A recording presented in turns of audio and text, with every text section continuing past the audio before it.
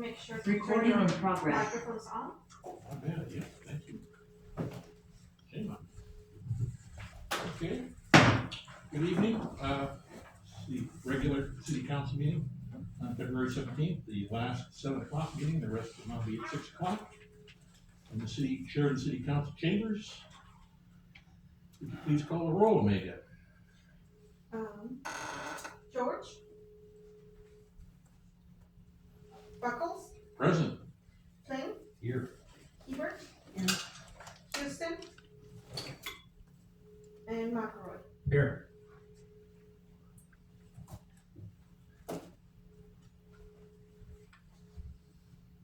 Okay, just like to announce that we do have a quorum, so we can go ahead with that. And if you'll please stand for the pledge of allegiance, we'll see if I can remember the words. I pledge allegiance to the flag of the United States of America and to the republic for which it stands, one nation, under God, indivisible, with liberty and justice for all. Okay, do we have any additions or deletions to the agenda, Preston? Okay. Okay, so, maybe do we have any public comments? No. Okay, I will read this just because it's part of the public record. The public comment portion of the agenda is the opportunity for the council to listen to the public, but not through dialogue. The public is allowed up to 3 minutes to present information relevant to the city. The topic issue brought up may be referred by the council or to the city, by the council to the city manager for inclusion on a subsequent council agenda. Council has the discretion to ask questions after comments are concluded. Please note, complaints should first be addressed to the appropriate city department and or city manager prior to directly addressing council. And next, I have a presentation for Liz Hodgins, but, well, Liz said she would be here. Maybe she'll be here after the sheriff's report, so why don't we go ahead and move ahead to the sheriff's report and see if Liz shows up in time. Does anybody have anything to mention about the sheriff's report? Oh, there we are. Didn't see there. Sorry. By all means, please go ahead. Deputy Grant, welcome.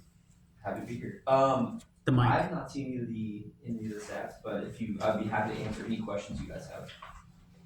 Thank you.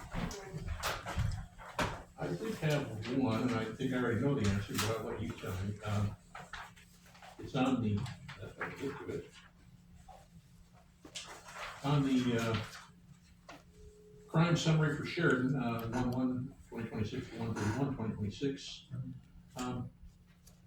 We've got the columns that break down the number of cases last year, 125, 1/1/25, 1/31/25, and then 1/1/2026. But then we've got year-to-date for 2026, but the prior year, based on the numbers, I'm guessing the prior year, this is showing all of the prior year versus a single month. Does that sound right? I mean, the numbers would be outrageous if they were just for 1 month. For example, 31 larcenies or 10 animal problems, 15, so. Yes, I believe that's correct. Okay, that's what I thought, but I just wanted to ask you about that.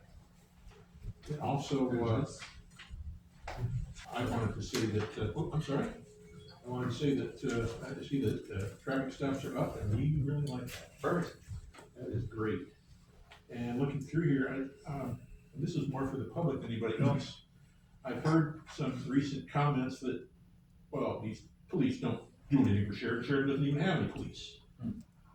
I looked through here, let's see, I got 24, 32, 42, 50, 54 cases that were started because of your work. And I think that shows, I mean, there was plenty of calls. I didn't count out the number of calls answered, but just the number of cases that were set up shows you are doing the work that we hire you to do. And I want the city to know that, because it's probably troubling to you and as well as me when they say, oh, cops don't do anything. Yeah, absolutely. Yes, you do. I see it here. And if anybody looks at this, they will see that, oh, well, geez, They do a lot, even in the middle of the night, oh, Yeah, and if We you look at- appreciate that. Yeah, I think the crime numbers here today have been down a little bit. And that's, we see it obviously like good things, sometimes it looks like we're doing less, but we're also, some of that's just preventative, we try to drive around more, try to be more community presence. So I think that's, helping to deter future crime. I believe that is true, I have no doubt in my mind, especially, just seeing the calls you go out on. It's several pages worth, and people should appreciate that you're out there doing the job, so. Well, thank you for that. That's all I have. Anybody else? I have a question. Yes. These motorized scooters that I keep seeing going through town, I was coming into town, this last weekend, and one was coming down Sheridan Road, no helmet, no light, went right across the highway and actually drove right into the little highway market. I was pretty surprised, it just drove right in there, and I was thinking, if I could get there close enough, I thought about even trying to take a picture, but I couldn't believe it just took it right into the store. Yeah, people get pretty brazen on those things. We see it in other parts of the county as well, where people will have them out on the highways and doing stuff, and it's not very safe. And they go up and down, my office is on South Bridge Street, and I can see them cutting through what would be the old bank parking lot, or going down Monroe Street, and there's two of them, and then they might see something and they turn around and they just go anywhere they can. And I don't usually take pictures of people, but it's a little frustrating when they're ripping through town like that. And I just don't know if, obviously, the few are gonna wreck it for the ones that behave the rules, but those ones who aren't behaving the rules are really not behaving the rules. Yeah, we can absolutely keep more of an eye out for them.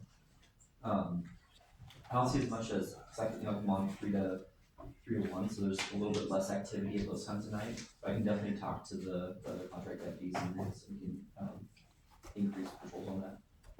I mean, they're doing it during the daylight hours even, so I thought that was, and on South Ridge Street, I thought that was maybe if somebody was. Yeah, I'll talk to Deputy Brown, because he's here for more of those daylight hours when we're doing that, so yeah, we can definitely keep an eye out for them and make sure they're in parameters and wearing proper safety equipment and Well, driving I'll like take a picture if I can. perfect. They go pretty fast. Yeah, By the time I get out there, they're gone around the corner. Yeah, no, absolutely, yeah, but we can't tell you to take pictures, but we appreciate pictures. Anyone else? Well, thanks for coming, I appreciate it. Yeah. And again, I appreciate all the work you folks do. Thank you, Deb. Liz is here. Okay, so, I think we'll pause and go back to E, as we present the Public Service Award to Councilor Liz Hodgins.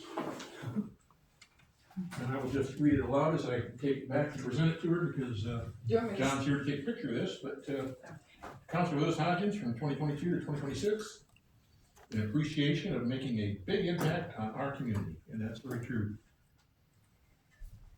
Thank you. I appreciate this. It was an honor and a pleasure to be on this council. And I'm sorry I didn't fulfill my entire That's obligation. okay. Get a picture there for John and for the both of them, right on.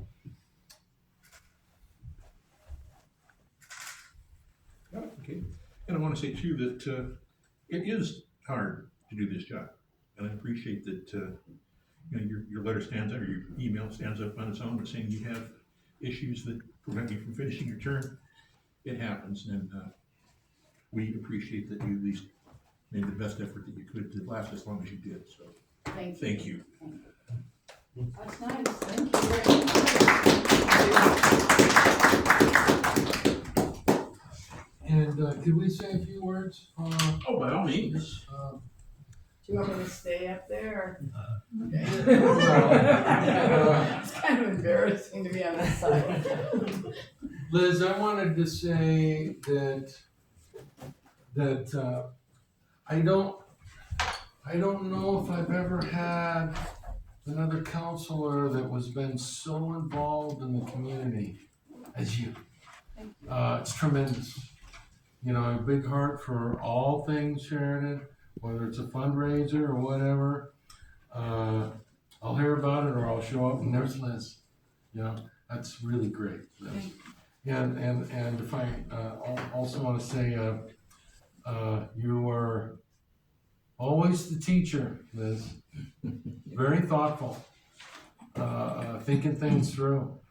That's the teacher in you, being comprehensive. We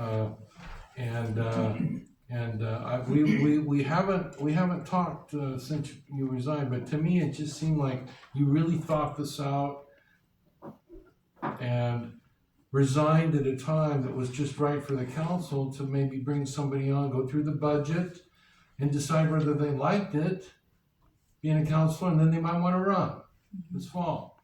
I mean, it was just, seemed like it was Liz, thinking it through, being a leader in the community, and just want to say thank you, Liz. Thank you. Thanks, Liz.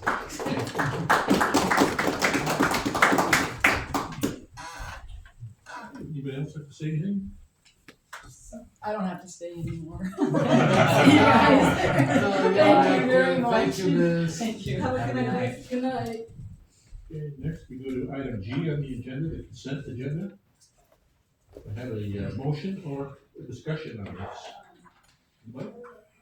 Peter, Move to approve the consent agenda. discussion? This I'll is what the second minutes it. of the other meetings, Oh, correct? sorry, I said I second. You already did, okay. I was so quiet. I can't hear. I can't hear out of this one, so. I can't hear out of either one.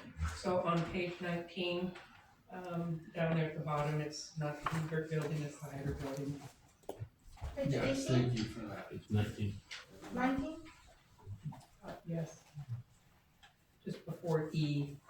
Yeah, Jim mentioned a few corrections, and I appreciate that. I'll get those to Megan, and that was one of them. Thank you for pointing that out. I'll just say to save some time during the meeting, I thought, I got here early enough to discuss this with, Preston, and so, yeah, we went through, I did catch the, Hebert building versus Hyder building. There were a couple others that, needed some minor corrections. Overall, the minutes are fine.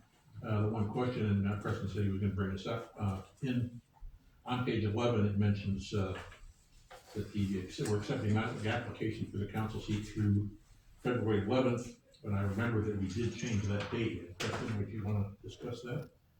Certainly, yeah, that, after the meeting, it was, that date was moved to deadline of submissions on February 23rd.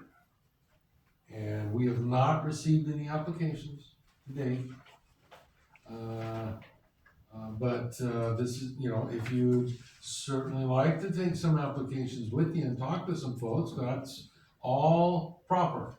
That's council leadership, trying to see if you can find somebody, to fill in for the remainder of Liz's term, which is the end of this calendar year.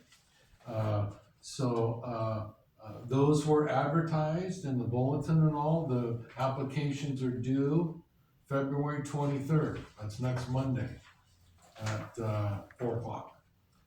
And that way council can do their interviews on the first work session in March, and then appoint at the regular March meeting. Do take some applications home with you if you are gonna talk to people. If you don't appoint somebody in the next few months, then why bother, right? Why bother, because it's gonna be an election, people are gonna run at that point. This is a great time to appoint somebody, but you might have to shake the tree a bit. Okay, that's just a reminder to anyone that's going to be watching this that you do have time if you're interested in joining the council. Be sure and put in your application before the 23rd, and we will discuss it at the meeting on the something of March. March 2nd, March 2nd would be a work session. at 6 p.m. That's it, right? And are there any other comments on the consent agenda? What's going to place? I'll speak up and just say I did find some minor things in the finance issue department with no major issues, and I've discussed them with Preston. I understand what's what, and I've also discussed some of these things with Omega when I was signing checks, so I was kind of aware of what most of this was anyway. so I had no issues to bring up with anybody. Let's save a little time in the meeting, so I'll shut up. Time for a vote. All in favor of passing the consent agenda? All opposed? Okay. Next up, I guess I'm gonna do, Gail's job for him. Is, Diana Snyder here tonight? I don't believe so. But, she is the only applicant at this time. And, I just wanna mention as the application came with the packet you all received. She just moved to Sheridan last February 2025. And, I like her reason she's interested in serving on Parks and Recreation Committee. It says simply, I love the city and the possibilities are endless here. I think that's fantastic. So, unless somebody has an objection, I will, go ahead and appoint, Diana Snyder to the Parks and Recreation Committee. Well, that was easy. Okay, next up is under action items is to amend the city improvement plan for fiscal year 26, the Hebert Memorial Plaza decking project. Do you want to go over this, Preston? You bet, Your Honor. I was just making some notes here on the last item. Can I top that off? Oh, by all means. The appointment, Your Honor? Certainly. Well, one of after discussing this with our city recorder, we're gonna take a look at all of our volunteer applications. And we can collect personal information, keep it separate. But in the future, when you have applications, whether it be for council or Park and Rec or anybody, those applications for the public information should be available in the packet. So, best practices, you have applications, but you also, keep private information private. And you have those applications in your packet. So we're gonna update the volunteer application forms for the city, so we can always make those available, to the public. So that's what I wanted to add. Thank you. Okay, down, we'll go ahead and move on to item 2, the amending the CIP for fiscal year 2026, the Hebert Memorial Plaza decking project.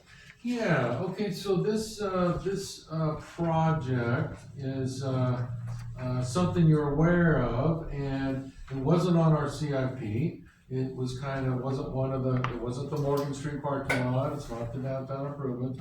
It's kind of that thing that was in between, undefined, so now we've defined it. We have a project here, and this action tonight by the council really is the first step in getting this project done. So we have to amend our CIP, add it as a distinct project. You've got all the elements here, the 4 pieces of it. You've got the project manager, contingency, construction, and owner supplied materials. Once council approves this, the CIP gets updated, and then we can proceed to get it done. We want to have that done and ready to be used by the public this summer. So it's kind of like a phase 2 in the downtown Hebert Memorial Plaza improvements. Phase 1's underway, getting finished. Decking would be phase 2, phase 3 would be the parking lot, Morgan Street parking lot, which would be the summer of 2027. So that's kind of the big picture and how that fits in. Ian, you have a question?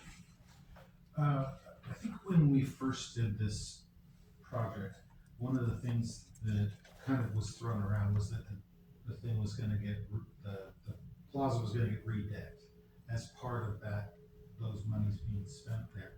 And I understand that wasn't involved or something, but can you kind of explain just real quickly so that even the public can know exactly kind of where we're at on that one? Yeah, so you're right that we've talked about it, it's kind of in between project. I say just make it like a phase 2, you know.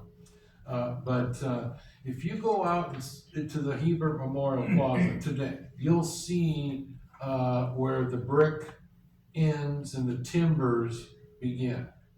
All of those timbers are gonna be replaced as part of this project. And there'll be a temporary wall and sort of like a railing that won't get done until next summer with phase 3, because the railing has to be manufactured. It's a little complicated. So the construction for this phase 2 decking is real simple. We supply the materials, the timbers, and then they install it per the specs. And there's nothing complicated to it other than getting it done. As part of this, the engineer, specs are all coordinated, makes phone calls, and it gets done.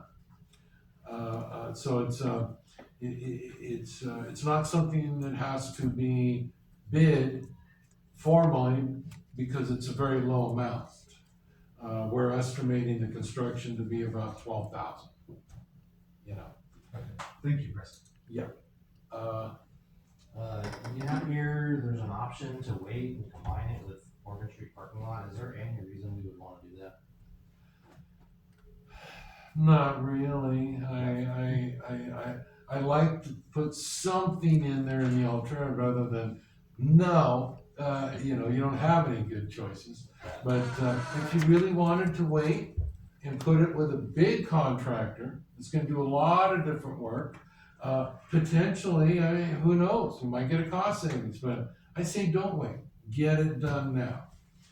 We're looking to have all of these supplied locally through treated wood and cut. Not all the mills around here can do that for this size and the treatment that we're looking at. But we're hoping to source everything locally, including the construction, and getting it done in just the next few months. Yeah. I personally would like to see this happen as quickly as possible. So with that in mind, I move to amend the CIP FY 2026-28 by adding project number 12, the Hebert Memorial Decking Project, in the amount of $57,314. Second. I have a question. Yeah, so we have a motion and a second. Is this 57,000 gonna include the boulders underneath the plaza? No, it Okay, doesn't. and the thought was, once we got the decking off, that would be the time to install those boulders. There'd be more room to work if we have to do things through the timbers. And to me, we discussed that in pretty long depth, and I know you say we have police, well, I've been here for over 20 years now, and we've had police, and they've done what they could, but it didn't stop the problem, and it's been very expensive to clean that mess up the times we've had to do it, and it's been very dangerous with people starting fires under there. They're gonna start fires, I'd rather see it out in the park, not under that deck. You bet.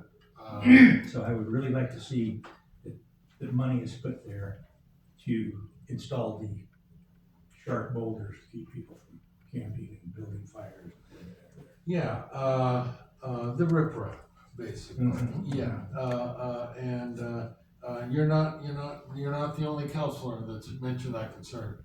Sure. And so we definitely need to look at that. But I want to emphasize that our law enforcement is prepared to enforce camping under there. Not only is it the county's bridge to maintain and all, but you know, our officers will respond. Now, I have some work to do to convince the businesses to care enough to call it in, and I'm working on that. But I don't see a problem with our law enforcement. That's maybe been a problem in the past, but it's only been about 5 years since the law has allowed us to preserve park areas for park visitors. Yes. Again, I understand that, but they can't be under there 24/7. Correct. And that happens quite rapidly at night. And we even had a police dog here at one time. And I'm sure that dog got to go walk around once in a while, but it didn't stop the problem. Yeah. The problem is, don't make a bed if you don't want somebody to sleep in it. That's where that's at, in my opinion. Yeah. Well, what I'm hearing you say is, let's deal with that now, instead of waiting to phase 3. And I hear you. Thank you. Ian? I believe it's in the interest of the city and the people that live here to install the stones, as Denny has suggested, not only for those purposes, but also as reinforcement along those banks. I don't think there's any reason why we shouldn't put a bunch of big rocks down there, especially considering we've just installed this seawall for this purpose too. But we all know that there's some amount of flooding here, so I think those rocks seem like a great idea. Preston, if we, put a pause on doing this, have you spoken with, Ernie Hebert, who's really I would call him the expert on this, renovation? You bet. And you have or haven't? Many times, Okay, yes. so- Ernie is very involved in the coordinations between Ty, our city engineer, and Ernie. Has he mentioned the riprap? Because that was a long discussion we had several meetings ago, that, I came in tonight a little early to try and find that. He might have mentioned it, cause it's, multiple people have mentioned it to me, yeah. Because I feel it's, very important, as I was talking to you. Right. The potential I thought was very simple, because I've cleaned up under there before, and one of the things that I almost like to do, the ground is cold, you put down cardboard, or in case of, the one I picked up, those magazines they give out in the front of, the grocery store in town here, the magazines that advertise real estate. They stole about 30 of those out of the bin and, put them all down on the ground so they could be dry and warm while they slept. And I can just see, somebody that maybe isn't, fully cognizant and lighting up a cigarette, kind of laying down and just kind of going to sleep, drops that on those magazines, and then poof, we've got a fire. It happens to be at 2 or 3 in the morning on a Saturday night or a Sunday night when the police aren't immediately available, and we don't find out till the flames are coming through the top of the, Hebert Plaza. That would be a tragedy in my opinion, because we'll have spent a lot of money to get it fixed and then not have anything for our effort. Peter? I'm also very much interested in engineering a solution to this problem, so, if it would save us money to put them in while the decking's off, that'd be nice. So, do we need to reject this and then amend it, or can we approve it and just with the assumption that we'll look into that or something? Without Tyler here, I believe, and you can correct me if I'm wrong, Preston, I believe you can, amend the motion to, put the decking on, awaiting the, putting in, that's not the right word, but, the putting in the stones and or riprap underneath prior to the decking being, put on. That's my opinion. I don't have a legal person to ask, so. You can certainly do that, but, I will, make sure that happens. Okay, so you're saying we probably don't need to. You don't need to. No. Okay, There was a motion there, so we kind of do need to have that amended motion.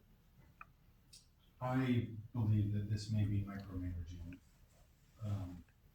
And to that end, I would like to call the previous question. okay. All in favor of, hang on. Adding project number 12 to the Hebert Memorial Decking Project for an amount of $57,314. Raise your hand. Someone's opposed? The motion passes. Yes, and we'll get that done. Yes. Okay, here comes the fun one, I think. Item number 3 under H, action items, disposition of grant funds for the Yamhill Street sewer replacement project. This gets a little complicated, at least it did to me as I read through all this. You wanna go ahead and explain this to us, Preston? Sure, Your Honor, This subject is, one that council's, discussed before. I think probably multiple times, but, you might recall when we did the slip lining for these, the sewer line coming down Yamhill, and we covered the distance from our wastewater treatment plant under the river and up the other side of the other bank. And then we added to that because we got such a favorable price. And that, that project has been completed. And what we suspect is the worst part of that line is now fixed. There's no environmental review even needed anymore. And we want to fix the rest of that line the same way. It was oversized for future growth. We're not restricting this in any engineering sense that, you know, someday, when everybody flushes their toilets, we're gonna blow manhole covers on the other side of the river. There's no danger of that. So we had talked before about the possibility of having to return the grant money used to design a replacement of the sewer main at a cost of 12 to 22 million.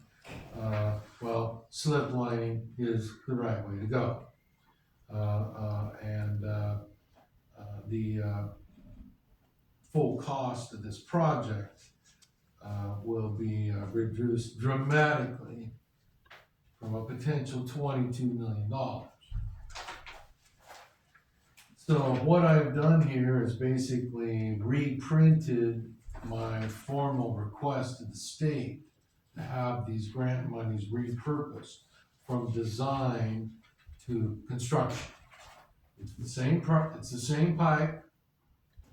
It solves the same compliance issues, and that is I coming into that sewer main, which we think under the river it was quite significant. So I expect our numbers to back this up as an excellent solution. Now the city's been involved with this project for many moons. You know, back when it was originally discussed, this technology wasn't even around, it wasn't even proven, it wasn't affordable. Well, it is now.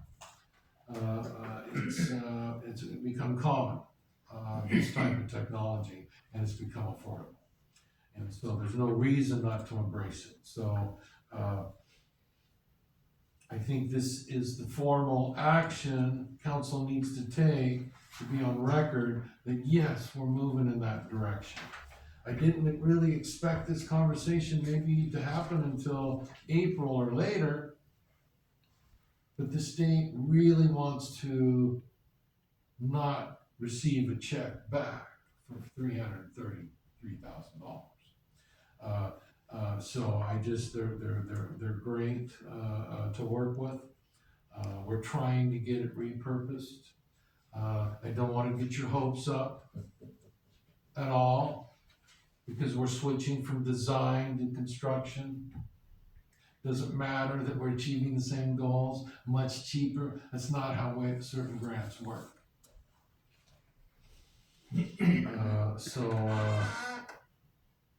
This is an important step. It's something we've talked about, and any other questions council might have? I have one, Preston. Yeah. Actually, I might have more than one after you give me the answer. First,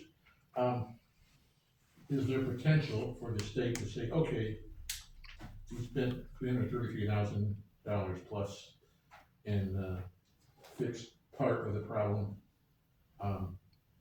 We'll just take back the $709,000 and call it a day. Is that a potential to happen? Could be, right. That way we don't repay the money, but then again, we lose the rest of the grant. Ideally, we'd like them to say, for the rest of the grant, add that to construction. Well, I agree, because obviously, I don't think like the state does. However, you're solving a problem that they're expecting to have spent between $12 and $22 million on, And we're solving that problem a lot cheaper, and we've already solved the majority of the major issues. If we continue, working along that, I think there's excellent reason to think that the state should go ahead and approve our request, but we've got no guarantee. Right. So what this motion does, if I understand correctly, is just say, okay, we're gonna, shoot the rapids here and say, okay, we'll take a chance and ask them to, let us repurpose these monies, but if not, we're gonna give you $333,961. Is that the bottom line on that? Correct. Let me explain that the state, if this was up to the state, it might be a lot easier, but it's not. They are administering federal HUD funds, CDBG funds. We don't get direct CDBG funds. It either comes through the state or it comes through the county. We used to, CDBG was basically cut off to cities like us. President Bush basically did that. So, some cities that are larger and still get entitled directly, and the counties do, and of course the state. So they're administering a very stodgy program that will help us gain compliance with our discharge. You get too much I&I in your system, it overloads your treatment plant, so that in the wintertime, you're out of compliance when you discharge to the Yamhill. See, that's the compliance condition we're trying to meet. And that may not matter much in the discussion. I know the state, particularly Business Oregon, they are gonna go to bat for us and do the best they can. I don't wanna get your hopes up, but I've gotta be ready to write a check if I have to.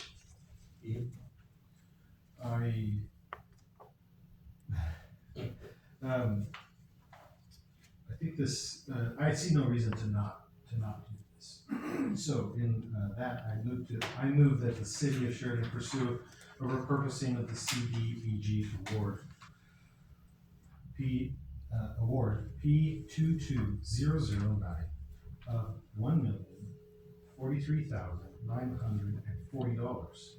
If this request is denied by the state of Oregon, then the city will reimburse the state for up to all monies spent from the grant, which to date is $333,961. Second? We have a motion and a second discussion.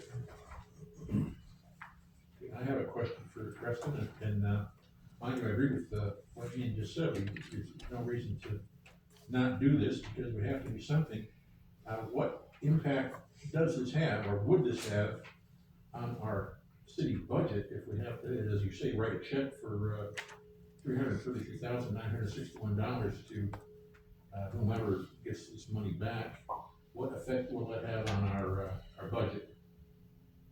Well, as I mentioned under financial impact, this would come out of budgeted monies for sewer repairs. And it doesn't take it down to zero, but you have that much less going forward to spend on projects next year. It's not gonna take away from projects on the CIP. Jim, Amber wants to speak. Okay.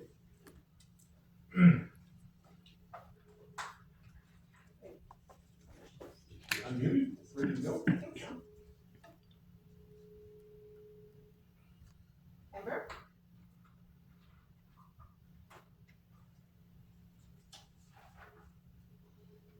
Can't hear you, Amber.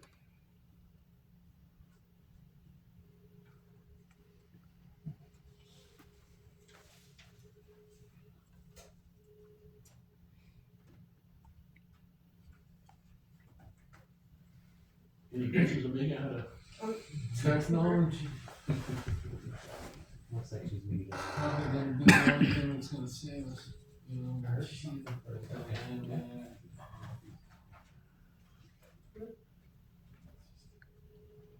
Looks like she doesn't have a microphone. And if you tap on that microphone next to Amber's name, it doesn't unmute it. No, it's her. Okay, I get it. She can hear us. Amber, you broke the Zoom.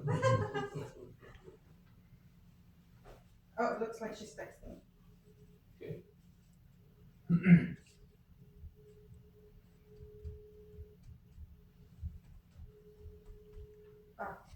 She says unmute will not work because she doesn't have a microphone in her end. That makes sense. She says we will need to make a budget adjustment to accommodate the writing on the check. That makes sense. Thank you, Amber. You have Anyone anything can else to add certainly to do that? that. And now Tyler's wanting to speak. He's got his hand up. Hi, can you guys hear me? Yes. Excellent. So I pulled up the budget document and we have for this year's budget, $1.2 million, excuse me, allocated for sewer repairs, and other projects. I don't know how much of that we spent, but that's at least a hard number that is larger than 333,000. So just supporting what Preston indicated, that it'll take us down, but not to zero. Thank you. Excellent, yeah, thank you. And then she says one more thing. She says we have plenty of time to do that before the end of the fiscal year. Okay. Any other comments? If there's been a motion and a second, all in favor of passing the motion to repurpose the CDB award? Looks like it's unanimous. So the motion passes. Next up is item 4 under action items, amend annual city grant application and award processes. Again, I'll pass that over to Preston. I think you wrote the memo here. Yeah, Ian, did you have a question before this, or you want me to just, present a staff report? Yeah, Okay. So, Your Honor, you recall, last month, I suggested a new process. Not a big change, but a slightly different process. I had discussed this at the Rotary meeting the month before when I went and talked to Matt Hughley about it, and all, and very warm reception to this idea of a slightly different process. And council seemed very receptive, last month when we talked about it. So I highlighted the benefits, the changes in the process, and if the council really wanted to do this for next year, we will get that, we'll modify the form, and then we'll get that letter out in early March. Ian, you got a question? I do not have a question. Oh, okay. Ian, go ahead. I move to approve as presented the new community grant application and approval process. Second. Okay, we have a motion and a second. Discussion? Denny? I'm not really excited about this one. I count up at least 20, they aren't all 501(c)(3)s, but at least 20 people that we have done things with over the years. Some people ask for one grant, and maybe 2 years later they've asked for another one. There's emergency things that come up. Let's say they lose a freezer motor at the food bank. So what I'm looking at here is we're putting this money for their budget for the year. And I don't think that's a good idea. That wasn't the purpose of these grants to begin with. The purpose was to help people out when they needed help. And all people don't get the grant all the time when they apply for it. The council decides, we go through and say, okay, let's say you got a grant last time and you never asked for a grant and you weigh out about the same, but I think it's, somebody else's turn. Again, it's not to be in the budget of somebody to count on the city grant money to them. I prefer to keep it the way it is.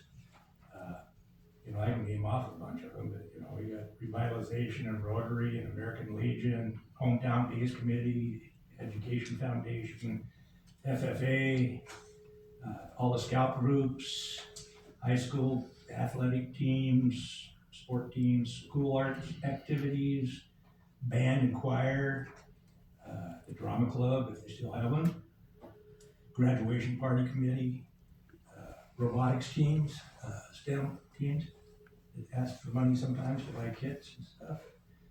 The library, friends of the library, I should say, not the library. The museum, Meals on Wheels sometimes, and we have all the faith-based churches that don't come and ask often, but sometimes they need help to maybe buy the wonderful thing they do for kids, lunches, backpacks to take the lunches home. So I think that's a better way to go, the way we were doing it. It causes some more bookkeeping, maybe, but it's not that extensive. It's only quarterly, and there's, a maximum of $2,000 or $2,500 to write checks for, and it's discussed at every meeting. So these grants aren't a big Band-Aid anyway. They're for little things. I mean, $500 helps all of them. Everybody would like to have $500, but it's just what happens if they miss this deadline. We want to have them put it in July. Again, that's that. I don't know. I'm not comfortable with it. A few people that I've talked to that are involved in 501(c)(3)s weren't real comfortable with it. Some thought it was okay, but the general census I got that they really preferred it the way it is. That's all I got. Thank you. If I could respond on a couple points there, Danny, it's by doing it this way for an annual look, it does encourage people to be more collaborative, like the Rotary. You mentioned, like a lot of things at the school, they're not their own 501(c)(3), they're, on behalf, they could, like Boy Scouts, they're not their own 501(c), but they can get under the umbrella of the Rotary, see? And the Rotary is more able to look at all those needs. But this isn't a one-time shot. You can, there would be enough budgeted every year so that you can take up requests throughout the year. So it is flexible in that regard. People don't submit one time and that's it. Things can come up during the year, and that's expected. So you have that flexibility to also provide grants throughout the year. Lucy? I have a tendency to agree with Danny. If you wanted to maybe put more grant money in there and then have a contingency if you don't spend it, because you're almost trying to mind read if you're 501 and like you said, some of the churches don't ask for it if they don't have to. They actually try to figure out ways to get money other than. I've actually encouraged some of them should apply for that grant, and they just are a little skittish about it. But I still, everybody else does it, and they provide good services, but they are thinking, and it's kind of like, you got to kind of mind read. Well, and I do understand collaborating, like the umbrella thing. Hopefully those people will talk to each other before that grant time comes up. That's what I would want to encourage them to do. And then they could maybe go in, it might look like they're asking for 2,000, but the umbrella might be covering 1, 2, 3 different things plus their own that they're trying to do. And it would maybe encourage those guys to talk to each other before they come. But the people who were waiting until the last minute and something happened, they'd be able to come in and apply for that grant like they used to. You bet.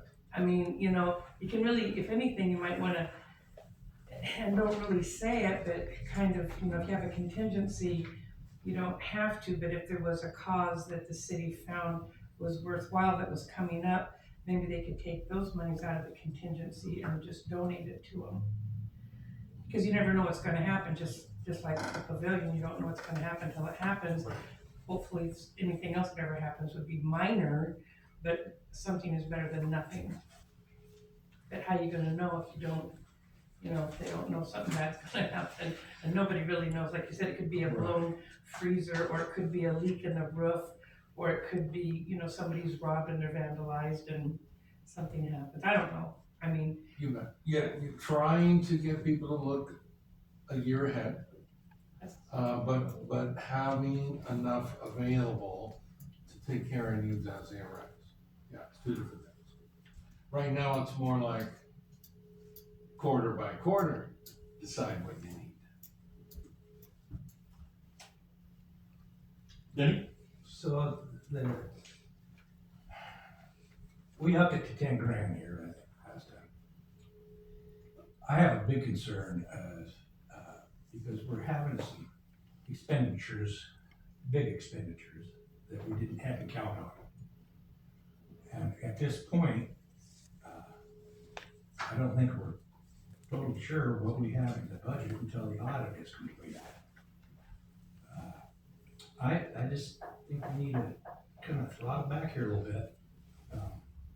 I want to help people all I can, but I don't want the city to suffer for their needs to be able to function and be able to do this for people. That's all. That's it. Thank you. Peter? I don't think the current system is broken by any means, but I do still think this one is better. I don't think it precludes most of the concerns that you had.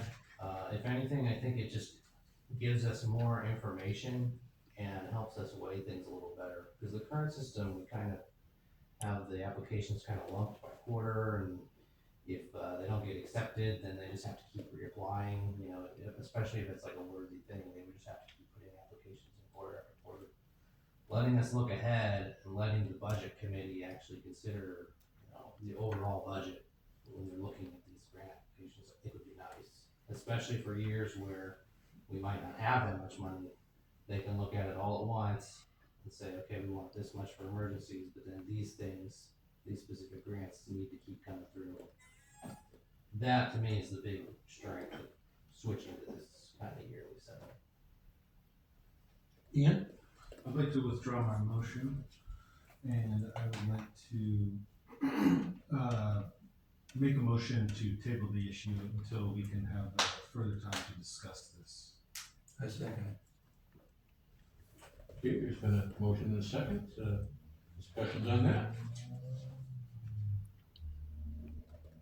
Okay, all in favor of Ian's motion to table this? So like it's unanimous again. Thank you. Can this be put on the March 2nd agenda, Preston? What new is gonna come up between now and March 2nd? I don't know, but if we're gonna discuss it further, I think we need to have more time to discuss it tonight. Well, it's something you can talk about in the budget approval or something like that, you know? If you wanna implement it, it's really tonight, that's it. Or do it sometime mid-year or next year, you know? I don't think there's really a dollar concern, really, because some of the things in the staff report I mentioned that compete with grants, we gotta get those out of there. Like the American Legion and CERT, sponsorship of community events, take that stuff out. So $10,000 a year is a good amount. You strip out some of those things that should be called out in our budget, have their own line items, to not compete with community grants. That's my thought, you know, you actually help more in providing services, in that respect. So you can talk about it more if you like, but there's not gonna be any new information, you know, next meeting. Okay, well, the issue has been tabled for now. Right. Go ahead and move on to the, Okay. oh, sorry, go ahead, Lucy. So, I mean, right now, the funds for like, summertime heat, cooling stations for the Legion Hall is a separate line item in the budget, isn't it? And isn't there a couple things that are already separate line other than the grants right now? That there was a couple, was one of them for the, maybe the toilets at Sheridan or Hometown Days? I thought there was a couple line items that were not included in this that were still kind of community. Is that right? I think I added the American Legion as a line item Okay. in this year's budget. Okay, That's the only I one. wasn't sure if Rotary or Chamber, whatever. No, they, none of those are in there, but Well, they and should, right. Well, for like when every year they come and ask the city to donate, isn't it the porta potties, whoever's in charge of that? I don't know if that's you, Jim, or. Yeah, I've already been Points at of porta procedure, potties. this is not a time for discussion, actually. We've had a Agree, motion that's been motion's voted been on, and we made. need to move on to the next item. Agreed, thank you. Okay, next up is the department reports. First, Public Works Director is Kai online. He's not here, okay. No. I'm looking at these personally, and I had a couple questions that Kai might be able to answer. I discussed these with you prior to the meeting, Preston, and you have the answers. That's not a cheap shot at you, it's just you're not familiar with the questions I had available. Right. So does anybody else have comments about the report?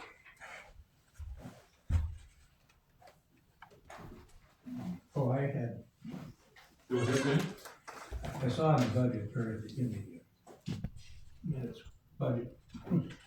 We got, no engine brake signs. Right. Uh, Are you saying, have you seen them? I have not seen them. Oh. We've purchased those, I believe, according to the packet.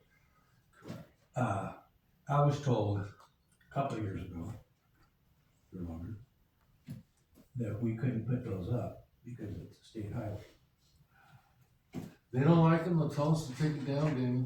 I like that, thank you very much. I'm not waiting for any of that. No, I If you appreciate don't like that. it, they'll tell us. I like that, thank you very much. Any other comments? Okay, moving on to the library director report. Comments?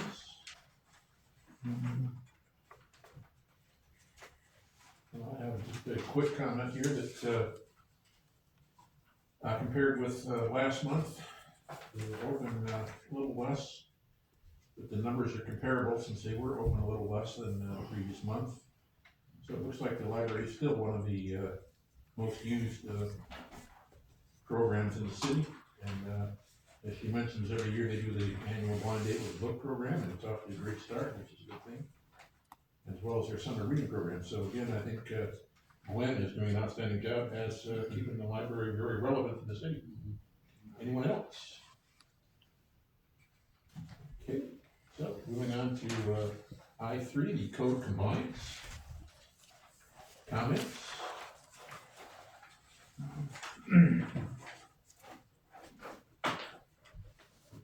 I have a question. Yeah, go ahead, So is this still, say complaint driven? Yes, and staff driven, it's both, Okay. you bet, it's both. Thank you. When I was doing it, nearly all complaint driven, yes. We have an employee now. Preston, can you expound a little bit on the pending determination of a chronic nuisance property, exactly what that means? That is the only one I've issued is for the Baum property, 312 Northeast Baum. And what it does is it establishes a higher level of concern and history and non-compliance, obviously. each new violation the property may have, it doesn't restart, a completely new process. Once you've been declared a chronic nuisance property, enforcement can be quicker for subsequent offenses. In case anybody's interested, the actual potential chronic nuisance is on page 56. You can see what the number of different items that are there. You can see why it could be a chronic nuisance. Caden has determined cost potential fines of $3,460, although I think we'd much rather have it cleaned up over there because I've seen what's there and it's quite the state of disaster. So Correct, Your Honor, and I think that we might see significant results and never have to issue a fine. that'd be excellent. And then the same question, I guess, Payne, I didn't find the date, but he's mentioning one age case was opened in 2022. I didn't find that date in here. Do we know anything about that case? It's probably in here and I just missed it. It's my guess. Regarding this particular property, it does go back to that time period and prior court appearances.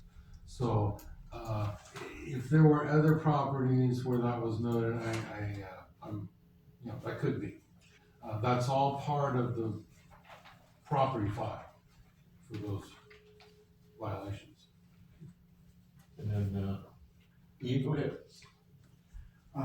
Preston, I got a message from a citizen in the city who has a complaint and a need to submit a complaint for code compliance.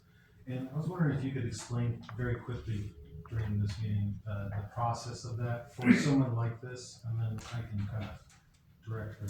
Well, there's really two ways to do it that are simple that people use, and one is to come in and meet Caden and talk to him about it. Okay. You know, talk about the map, maybe look at some pictures. He can share the code and those sort of things. The other one is to fill out a code compliance form online, and we process those. That's available through our website. So those are the two common ways that we get the entry of those concerns from the public. Okay. And I'd like to mention, Ian, that if someone is a little hesitant to put a complaint in with your name on it, they can be anonymous online. It's not required that we know who they are. Just put the complaint in and let Kate take it from there. Correct. Yeah. So Caden does a great job talking to folks and explaining the process, and we're quick to respond. Thank you. In the compliance report, I noticed the traffic towing report is very much more readable this time. Slightly larger print for old people like me, and also taking the gray color out, it allows you to see what's been done and what hasn't been done. And you can see the pending tows that are ready to go. So I really appreciate that. That's where Kate that Tyler has his hand. see it. Tyler has his hand. Oh, Tyler, by all means. Thanks, Jim. Ian, I just wanted to say that on the website is the report a concern form is the title of the page where you can submit those online. Thank you. Anybody else? Continuing to move along is the item number 4, the debt report for the water revenue refunding bonds. I'll take a quick step. This and Preston can tell me if I'm wrong. As I was signing checks last month, all of a sudden a check for $210,000 jumped up. And I don't sign many checks that big for the city, and I wanted to know what in the heck that was. Well, this relates to a water bond that was taken out long ago and then refinanced in 2017. And these are now our payments, and we're getting it down to just 2 more years. we'll be able to, pay this off, be done with it. It all relates to, I believe, that big hole in the ground that's, over behind Preston there, the reservoir. I think I have that correct on it, The reservoir in the sky, which is really, an incredible sight. it is. Arrange summertime when they're not logging up there to take folks up on a trip. But this is the only debt the city has. We've got 3 years to pay it off, and then the city will have no debt. So I talked about the budget committee having a debt service summary. Well, this is it. That's all the debt we have, and that's tremendous for a city this size, not to be strung out. It's something to consider funding. That's a whole nother question, how you fund certain projects. But we have a very low debt profile for the city, and this is it right here. Which I think is excellent, that, we don't have anything hiding that we don't know about, the debt situation. So probably makes it a little easier for you to figure a budget. It does. Okay. Next up is, item 5, city planner. And of course, Liam isn't here, but, that's probably okay. It costs us money if he shows up. Anybody have comments? I have at least one. I was slightly disappointed to see, 1, 2, 3, third line down, EXT 26-001 / sub 24-001. I've been looking forward to seeing the, housing development, the 117 lot subdivision, pop up over on, Viola Street, because I think we could use the housing and, it'd be good for the city altogether. But unfortunately, they requested an additional 1.5 years. Their current, period for approval, as long as, was March 2026. The, additional 1.5 years will make it September 2028 before they have to do something, which I think is a little unfortunate, but we can't make them build houses, so we're stuck with it if we wanna allow them to do it, so. No, our leverage, Jim, is to have deadlines to get it done. And you might recall, one thing we've asked the planning commission to do is to extend the authorization for certain of the federal requirements involved in these approvals, like wetland, litigation, wetland delineation. Once those are done, they can actually extend longer than what your tentative plan approval is for those subdivisions.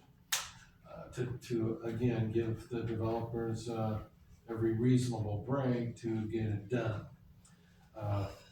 Now, do they have any more extensions available? I don't know. I don't know the question that, but they applied within the time frame, and we're gonna process that for another 1.5 years.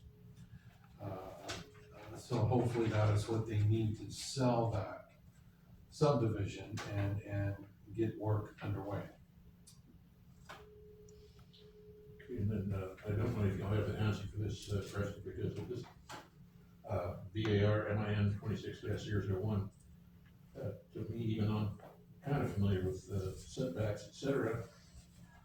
They're looking for a 3.3 foot variance on a 15-foot setback, but then it looks like here they've already got a 8 foot variance for their 20-foot garage door setback, so it's a little confusing what it exactly they're asking for, but it sounds like this is gonna be a big garage, is what it sounds like. Is that what we're seeing here?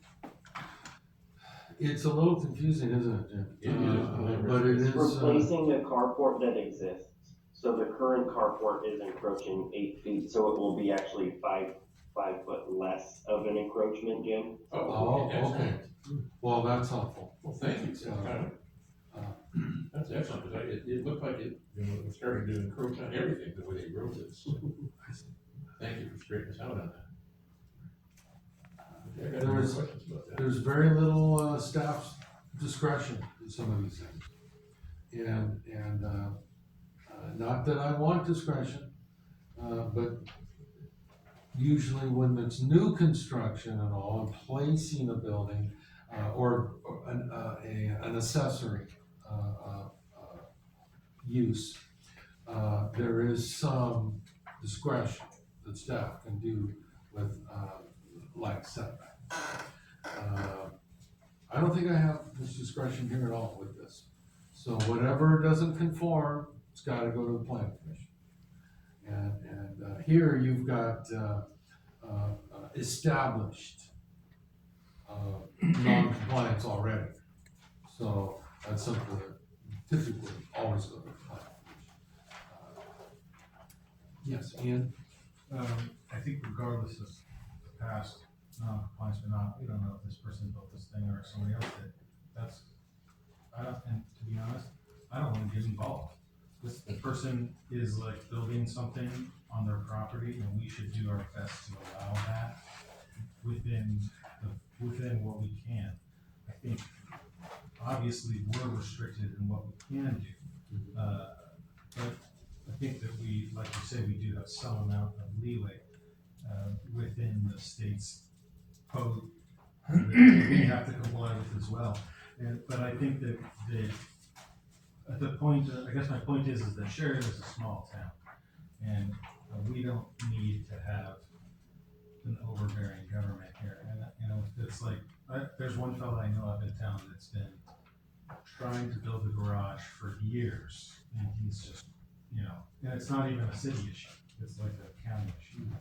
And so it's just, I think that we should try to err on that side of like, how can we help these people build the things that they want to build, park their campers where they want to camp, and that. This is a city of people that we represent. So if that's what they want to do, then I want them to do it. But then on the other hand, you have standards. And we're entrusted as your staff to implement those community standards. When the state forced density onto every neighborhood in this state, above 2,000, 2,500 people or something, they required cities to take more discretion in applying the new density standards. So what you mean by standards is the state? These are by standards, I mean livability standards that go with building a house, your setbacks, your landscaping, your the way it's constructed, all this. There's standards, and when the state increased the density of these, it put a lot of these standards in question. Still very upsetting how that came about.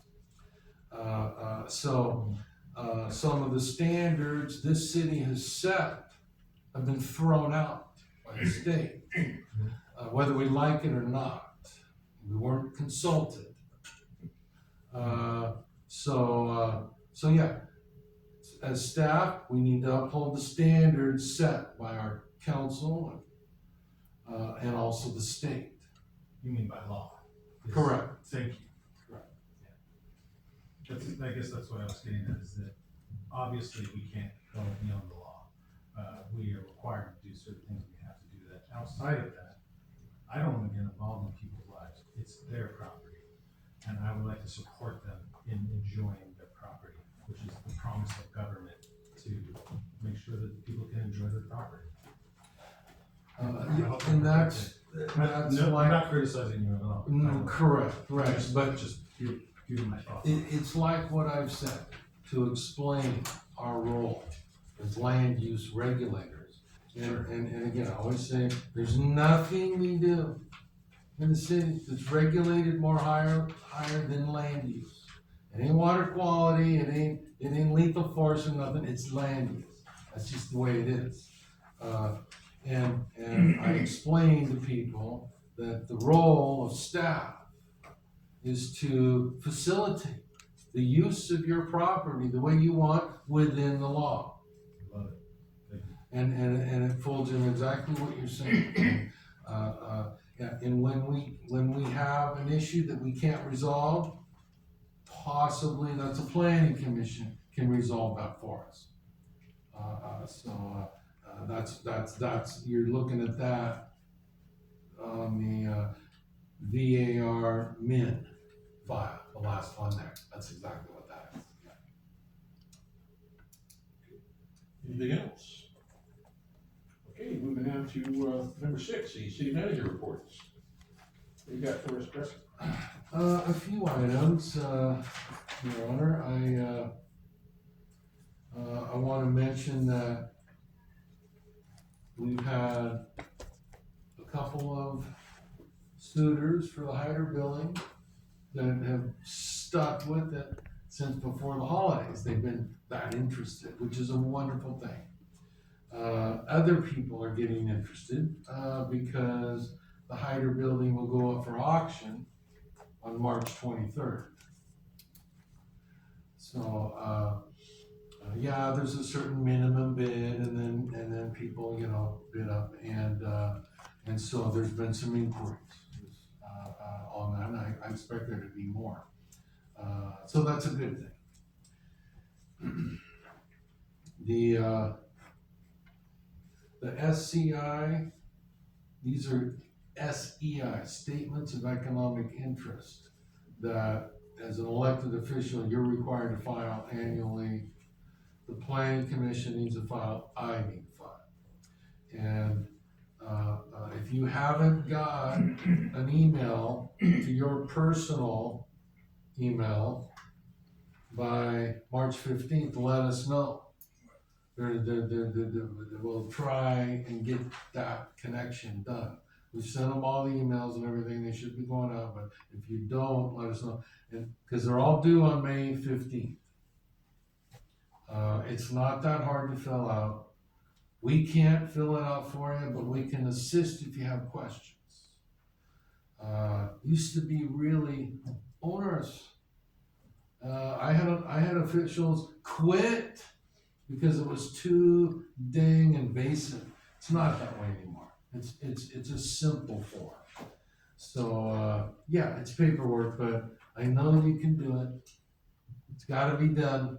So if you don't get it from SCI direct, this is the Oregon Government Ethics Commission that will send you directly the form to fill out.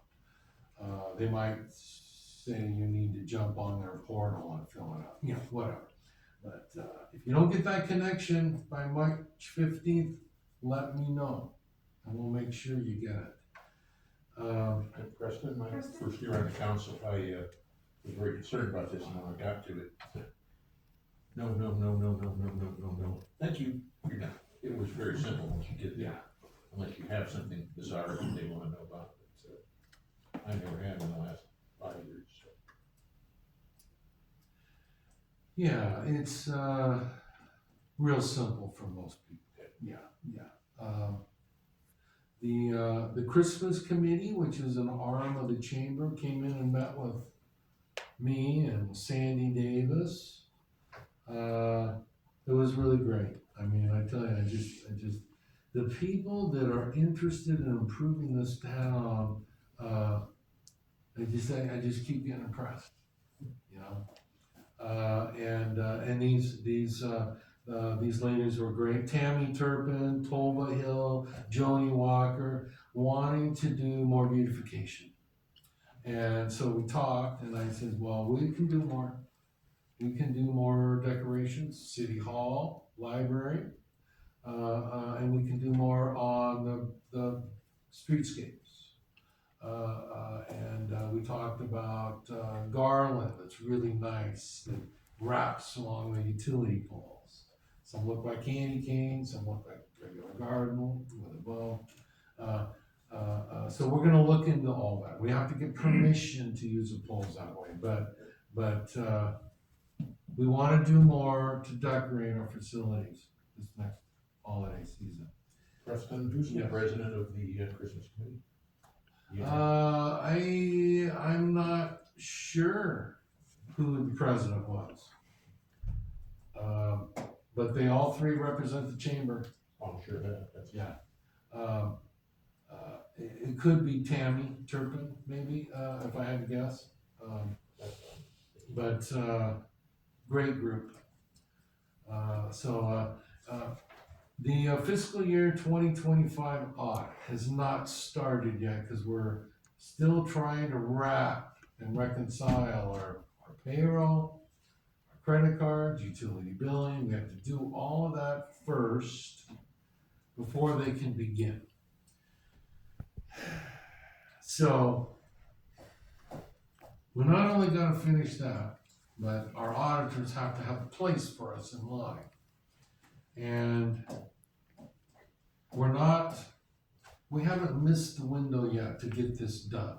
But basically, the bottom line is, we want to adopt our budget next year based on audited figures. Wouldn't that be great? That is really the moment to say, we're caught up. Now, I don't have a lot of concerns about the current budget, cause we, like Jim and I, when the philosophy we used was to, be very conservative. Expenses, we're gonna gauge high. Revenues, we're gonna gauge low. So when we do finally get the audited numbers, it's not gonna be a big surprise, maybe it even adds to our budget, see.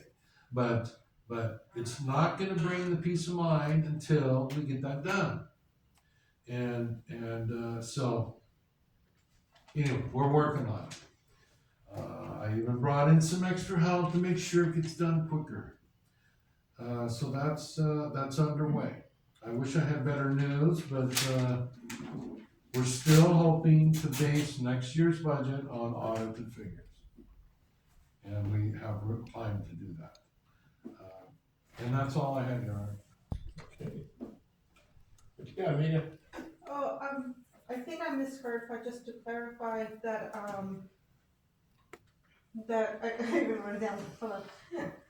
That the period for filings for the SEI opens on March 15, but they're due on April 15. May 15th is what I've got here. March 15 is when they're open. That's when we should get our. Yeah. No, it's due April But it's due 15th, April along with 15th, everything else, along with- yes. Yes. Okay, so I wrote down the end. Thank you. Right. I've already got my notice. You may have gotten your notice already. I may have gotten it in my email as well, so. Is everybody else's email working, city email? You might be the only one, Jim. Something happened to my password. I didn't do anything else. It says input password. I had that. It said, that's not it. Reset it. That's it. Reset. It said, you can't do that. That's a problem. That's an Omega problem. We will fix that. I texted Matt when they were coming to us. He said it went to the help desk. I have not been contacted by them. Okay. Omega's one. Yeah, yeah, if you have any problems with your email, yeah, let me know. Lucy, did you ever get your email? No, but they sent it to this Oh. other one before, so I'm gonna check to see if it's in my other email alternative one. Oh, okay, all right. Okay, so moving on to Jay, Mayor and Councilor comments. Denny, what you got? Back to the audit. Our next one's coming up here pretty soon too, and so, are we caught up, keeping caught up for our next audit that is coming up? You bet. Yeah, much less work involved when you enter things correctly.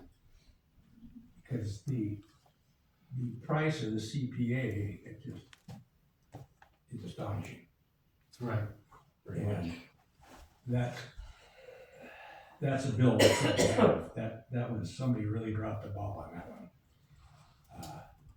We talked about the fines and the penalties too. Yes, there's a possibility, I hate to say this, but and I'm not gonna. It could be more than we want to talk about right now. Well, yeah, we'll have a lot to say for the budget committee this year, Dan. Anybody else? I make a motion, we adjourn. A second. Stand by because I still have my comments. I called someone to see if they were interested in joining the council. They declined. But they are very involved with, what goes on in the city, they know a lot of people, hear a lot of people, things from people in the city. And let me tell you, I got an earful of, different things that, they weren't happy with, but, the one that stood out that I think, I talked about this with Preston already, is that some people just aren't computer friendly. And we always say, hey, you wanna look at what we're looking at in this packet, just go to the city website and it's all right there for you. And some people don't either want or have the ability to do that, they might not even have a computer probably in. And it was suggested to me that we just print out the packet and leave it at the library, and if anybody wants to know, it's right there, it's available for them, and there's no questions about how do I get there, what key do I hit, or if they wanna go to the library and jump online, I think Glenn and the staff over there can help them get online. Omega? We do have them here, but I'll make suggestions to also have them available at the library. That would be excellent. I think, I don't think anybody is really aware that they can get a hard copy to actually hold in their hand and underline, circle, and whatever. I think that would be very helpful. And, this person I talked to also mentioned, yeah, this is an election year. We're electing, new councilors in November, so, people wanna see what we've been up to, and how it all works, so. And I'll just go ahead and extend for the other applications as well, that way they'll have them. Okay. That's all I had. Now somebody had a motion, I'm sorry. I made the motion to adjourn. Done? And looking for a second. Second. Okay, we have a motion and a second for adjourning. All in favor? Unanimous, let's go. And we are done at 8:25. Thank you, Jim. Thank you all for putting up with me. Recording stopped.